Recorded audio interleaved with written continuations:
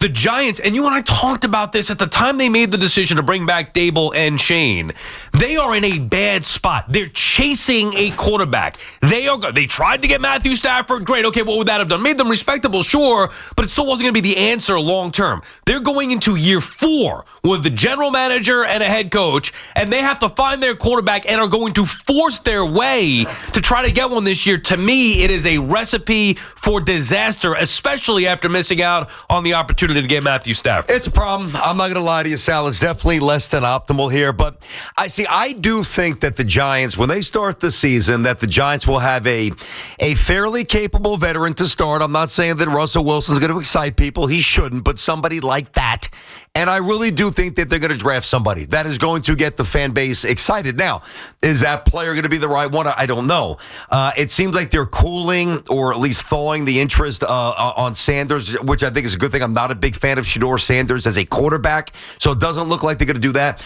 Could they scoot up to want to get Cam Ward? They could, which I would love for the Giants. Or, as we've said, you could go from 3, trade out, maybe get a dart, maybe get somebody else you like somewhere else in the first round, mid-ish or back, and still have the veteran. It seems, number one, it's a bit unconventional, and it's less than perfect. There's still a way for them to find somebody. Yeah, and then what, though? Like drafting well, win some games. Yeah, well, but that's the point. It's not about drafting a quarterback and developing a quarterback at this point.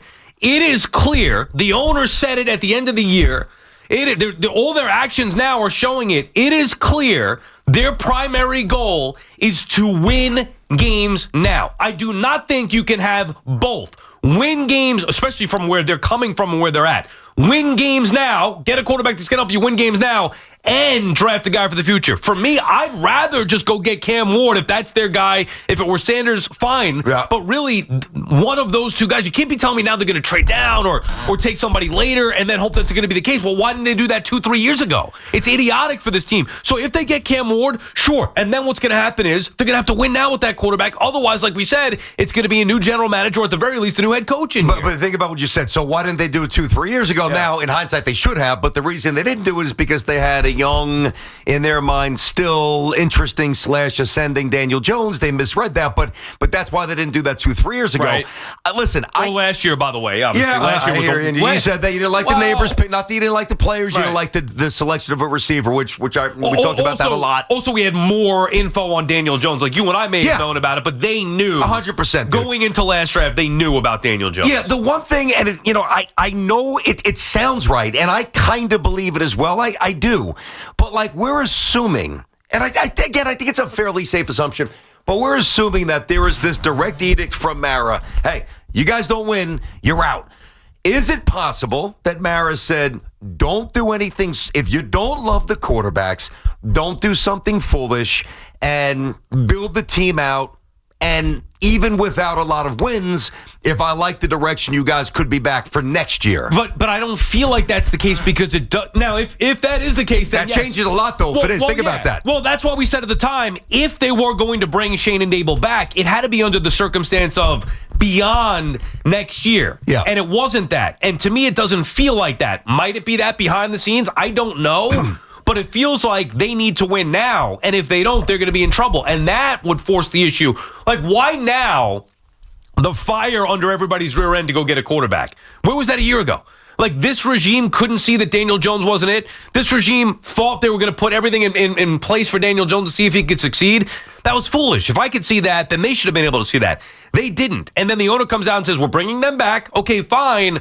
But they're going to need to win or else. And that is just not a recipe for success, regardless of who the quarterback is. If you tell me, hey, they're here, they're going to be our guys, we're going to get Cam Ward or draft a young quarterback, have them develop this guy for 2-3 years and then see, fine. I don't feel like that's the case with the Giants. Keep in mind, though, Sal, they wanted to bring in Russell Wilson a year ago, and Russell Wilson, they were very honest with him, and they said, hey, you're basically going to play until Daniel's healthy, coming off the knee surgery, and Russ was like, I'm good. Now, so they did at least have the mindset of an inkling of, all right, we've got to do something here. And they were trying to plant those seeds. It didn't work out for whatever reason. Russell went elsewhere. Daniel Jones didn't play well. Daniel Jones eventually cut. And here we are. I don't really want to watch Russell Wilson play football this year. I just don't. From a Giants perspective, I'd rather watch Cam Ward. I'd rather watch Rodgers, who we could get back to. I know that's been a big topic, obviously, for a couple of days. We'll get back to him. Isn't that telling alone, the fact that they would even be inquiring about Aaron Rodgers? Yeah, I mean, listen, I happen to think that this might be more pub generated by Rodgers' people, maybe than the internal energy within the Giants building to actually make it up like a serious run at Rodgers, whatever. But I do think that whether it's a Fields, whether it's a cheap Kirk Cousins, like there's going to at least be a functional veteran here. And I think the Giants, if they trade out or trade up, I think they can get their guy of the future. Right. I don't think it's nearly as dire as some people do. So you think it's going to be a combination? They're going to go from no quarterbacks to two quarterbacks. Yes. One that's going to be the veteran starter, and then the other that's going to draft and develop. Yes, I really do. Now, Sal, by the way, is that a second-round kid? Is that somebody that they take at 16, 18, 20? I don't know. Is that somebody that, maybe they want to try to get at the top of the round too, but they're getting intel from other teams, so maybe they make a trade back into the back of round one to get a Lamar Jackson situation where you get that extra 50 year. I don't know exactly how, but I would almost venture to promise you, veteran, very appealing young kid to start. Well, I mean, they're going to need all the options because there aren't any good ones clearly out there, right? So at the top of the draft, there are no doubt guys. And by the way, I agree. And if the Giants are willing to give up draft picks and sign Stafford for the $50 million, whatever it may be, doesn't that tell you what they really think of the young quarterbacks? Because if they loved Ward or Shador, then they would be doing whatever they could to trade up for them and not giving up assets for a guy who's 37, 38 years old. I have the same thought. And I think if you don't have that instinct, I think it's kind of misreading the situation because, judge me by the actions, not by what they're saying. The actions were they offered him $100 million guaranteed. They wanted Stafford to be the quarterback. And it looks like at the end of the day, Stafford just played both the Giants and the Raiders to get more scratch for the Rams, which is fine. But it could have been a situation where they weren't enamored, like fully in love now with Ward or Sanders, but they thought with some development under Stafford, they could grow into that and really let them sit for a year. I don't believe, and I don't know this, I'm just using common sense here. I don't believe that if Stafford were available, they would have gotten him and drafted a quarterback. Like that to me. I mean, they might not have. Yeah. They might not have. But when I say get another quarterback, it could have been, again, stick at 3, trade out, and then with the extra assets, line something up for a quarterback and let them watch. Either way, BT, for me, it's even not just about the quarterback. It's the entire operation. Yeah. Because if they just said, Shane and Daybell are our guys, and we're sticking with them for the next, let's say they extended them 2 years beyond next year, whatever it is, 3 years, and then it'd be like, okay, well, let them do what they got to do. If there is no quarterback that they love, don't go nuts for it. They love Stafford. He's not available. Can't get him. Okay, well, now what are we going to do? Punt again. And they keep punting, but at least you know that they have time. I wouldn't love it, but at least I could understand it. Well, it seems like they're trying to force the issue because they need to win now. Yeah. You can't do both. You can't draft and develop and change the culture and have a new general manager, new head coach going into year 4 and have them have an edict to win now while they don't have a quarterback. Like the Daniel Jones mistake, and I know we don't like going back to yesteryear and all that stuff, but that mistake is going to hurt beyond even the damage that he did while he was here. Yep. And it's not just on him, it's on them as decision makers. They're kind of starting from scratch right now with a regime that's going into year 4 that hasn't been very good. The Jones mistake follows them. There's no doubt. And it gets old after a while. We're all tired of talking about Daniel Jones. He's no longer here. But that's the origin, at least for this, for this group, the extension of why the Giants are where they are. But, and I don't know exactly what Mara's thinking. I know he's restless. I know he's pissed. But if he's maintained some common sense, what he should be telling them right now, guys, listen, number 3, we got Dex. We've got probably, I would say, when I look at the roster, I think the Giants probably have 5 or 6, obviously Andrew Thomas, Neighbors, absolutely above average, borderline elite players on the roster. And if I'm Mara, I'm saying, don't reach. We know we got to start winning, but don't make it worse. Don't compound the Jones stuff and just reach for somebody at 3 or do something reckless. Go get a superstar at 3. Go get an all-pro at 3 at a different position. And that's where I know it's kind of kicking it down the road a little bit, but I'd rather that to strengthen the roster overall than to just take a wild swing on Sanders at 3, have him be a bust, and where we go. All right, let's talk about it this way. We both wanted Stafford, right? Like, we thought that that was the best case scenario. Yes. Assuming he became available, he would have been the best case scenario for the Giants now. And it is kind of punting still down the road, but at least you have the best quarterback available now. Bring some level of respectability, maybe win some games, and let this team go find the next guy without any urgency. Now, in your mind, because I have my answer, but I want to get yours first, what do you think would be the best case scenario for their quarterback situation? If it's one guy, whatever, but tell me what you think would be the best Justin Fields would be the best to me at this point. You know, there's upside. You can steal a game or two with his wheels. And you can also have, I don't know if I'd use the word competition, but like if it's Stafford for a couple of years at $50 million, Stafford's playing. And I would have liked Stafford, but at like right now, he's better than Russ. He's better than Kirk Cousins. I think he's the best option. You'd rather that than Cam Ward? Well, I think that there's a way to do both. That I'm going to maintain that, but no, because in my mind, I'm saying, okay, I thought you meant free agency. Well, like ideally, the Giants walk away with Cam Ward on day. Yeah. That I didn't know you meant. I wouldn't have said that with Stafford in the equation. That's why for me, like Stafford would have been the best part. Assuming they didn't love Ward. If they did love Cam Ward, I think they really like him. Okay, then Stafford though shouldn't have been in the picture. So because you're not, there's no way you're going to do both. You can't pay a first round rookie quarterback that and Stafford and commit to him and give up the assets to get Stafford. So to me, it wasn't going to be Stafford and Cam Ward. It's kind of either or. And I think they wanted Stafford, which shows me their real belief in Ward. But at this particular point, I think if you eliminate Stafford, which he is, the next best option that I would feel good about if I'm a Giant fan going into the year is Cam Ward being their quarterback. And even in that, in my best case scenario with Cam Ward, you're still screwed because you have a rookie quarterback. Even if he's not, let's say it's combined with Kirk Cousins or Fields, whatever. Okay, try to win some games, sure. But you really don't know about Cam Ward. When's he going to take over? Let's say midway through the year. And then what? You have Daybell and Shane trying to make the most out of a season with Justin Fields, let's say your best and my best, in 1 year where they got to win and draft and develop a quarterback. Like that to me is still not good. But that's why the optics are going to really matter. Like whether it's, and you know, listen, we can just keep throwing these names out, Jackson Dart, whomever. But if they have somebody that's drafted early in round one, anywhere in round one. Let's just do that. Anywhere in round one, and he gets on the field at some point, which he should. And he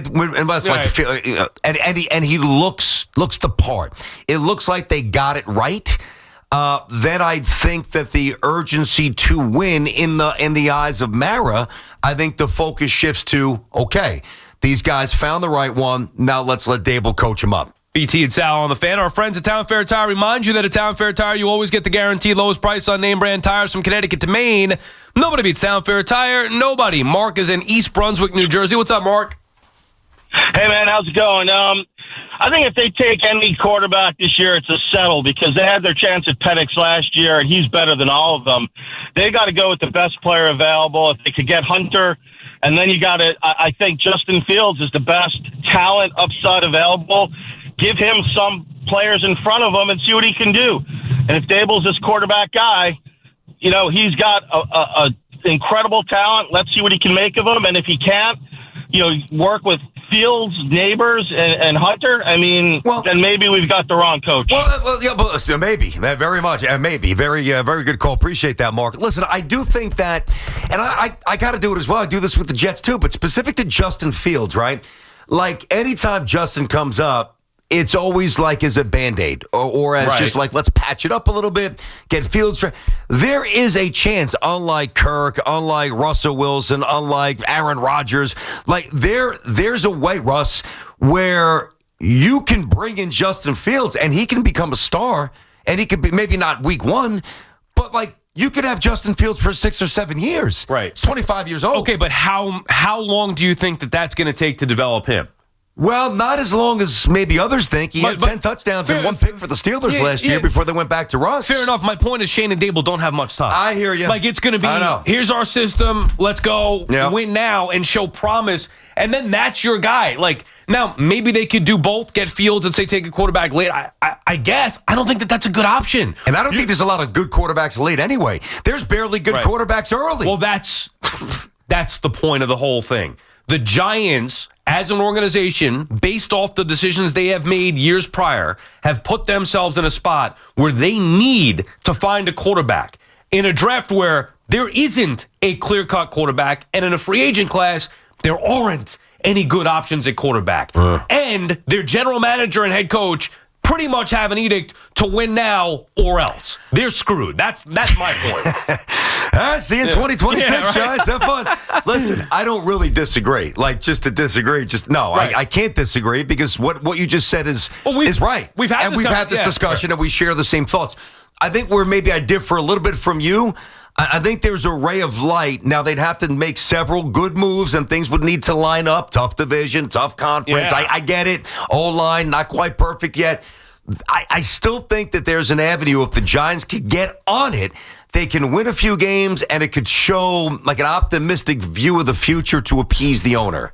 But it's not going to be easy. BT and Sal on the fan, 888-808-1019, the number to call. Ben is in Brooklyn. What's up, Ben? Hey, how you guys doing today? Good. Yeah, so listen, I've been a dire Giant fan since 04, so thank God I had Eli for all those years, as you know. But to me, first off, I think we dodged the boat with Stafford because as great as he is, ultimately we would have had to give up some sort of capital and kill our cap. On the Cam Ward stuff, I don't know what you guys think. To me, I really feel that if they really, really think that he is the next Jaden Daniels, maybe lose some capital, and we got messed over with the Colts game winning.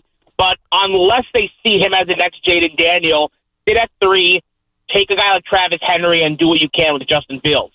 Yeah, I mean, look, that's an option. I just don't think it's a good option. You're right. You could say that. Now, it all comes down to who they value and who they love. Yeah. To me, they loved Matthew Stafford, which is an obvious one because you've seen what he could do as recently as last year. I don't care if he's 38, whatever, 37 years old. You saw what he could do with the Rams last year. It's why he was very appealing if he were going to be available. It's why I never believed the Rams were going to make him available because the Rams want to win too. And guess what? If they want to win, they know that Stafford's their best option. That is no longer the case. Now pick an option.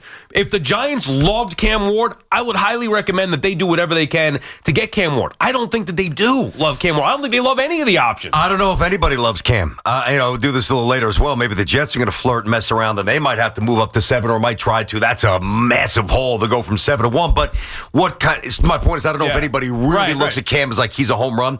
The other thing, too, it's a double whammy. Yeah, the Giants missed out on Stafford, but you would have almost preferred the Raiders got him because now the Raiders are still hunting a quarterback at 6. Right. So, listen, they're pretty much in the same boat as the Giants. I don't know what they think about Cam or Shador or Justin Fields or Aaron Rodgers. I don't know. We barely know what the Giants think about these players. But if at least Stafford would have gone to the Raiders, that's one less team you got to worry about. To me, I think Tennessee, is inclined to trade out or not take a quarterback. I think the Browns probably do take a quarterback. Giants need one, Jets need one, and the Raiders still need one. Nothing you could do about it now because it happened.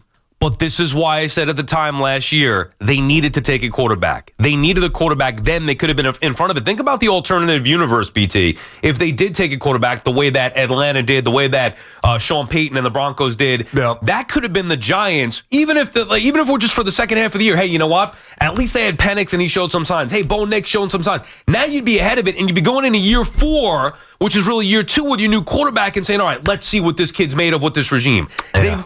I understand why they thought that they were doing. I knew it was wrong at the time, and that one really screwed them up. Now they're behind it and need a quarterback and trying to start that clock with others doing the same thing in a draft that is obviously less quarterback friendly. Bad news, not going to be easy to fight out of this. The good news is it's like one unconventional, really aggressive move that could change everything. You just got to do it. BT and Sal on the Fan. More your calls on the other side. Also, we got to give our thoughts on whether you think, forget if it's realistic or not, whether you would want Rodgers for the Giants. I haven't given my thoughts on that. I'm not sure exactly what you said on that last week. And it was a lot about Stafford. BT and Sal on the Fan, 888-808-1019.